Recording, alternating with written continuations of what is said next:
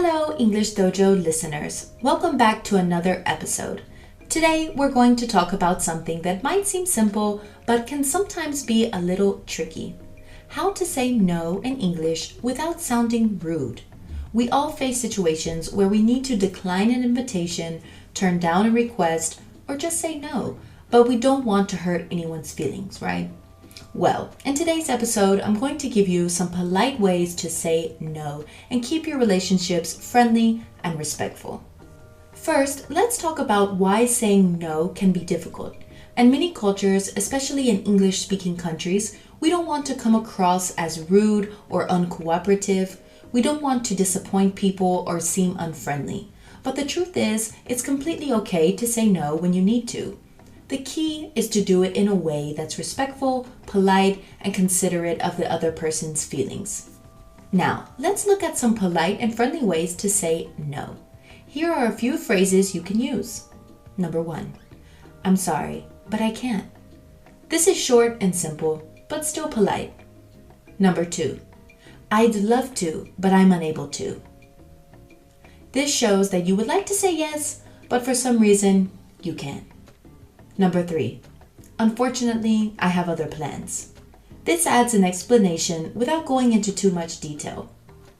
Number 4, I appreciate the offer, but I'm going to have to pass. This is a polite way to decline, showing gratitude. Number 5, I wish I could, but I'm not available. This is a gentle way to decline, showing that it's not personal. Sometimes you don't want to just say no. You want to offer an alternative.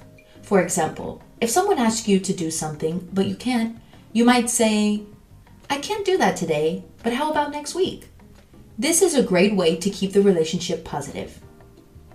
I'm not available for that, but perhaps someone else can help. If you're declining a request, offering another solution is a thoughtful way to be helpful. I can't join you this time, but let's make plans for another day. This shows that you value the person's invitation even if you can't accept this time. What about when you need more time to think before saying no? Sometimes it's okay to give yourself a little space. Try saying, let me think about it and I'll get back to you. This is polite and gives you time to make a decision. I need to check my schedule, but I'll let you know soon.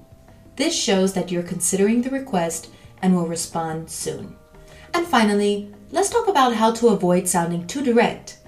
In English, being too blunt can sometimes come off as rude, so it's important to soften your response. Here are a few ways to do that.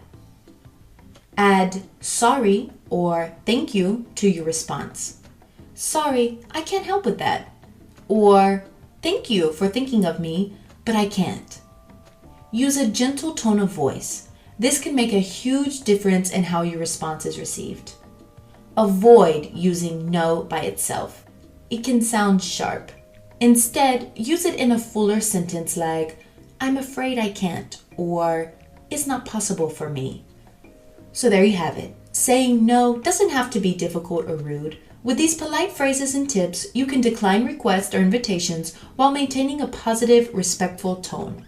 Remember, it's important to respect your own boundaries while also being considerate of others. Thanks for listening, and I'll be back soon with more tips to help you speak English with confidence. Until next time, take care and keep practicing.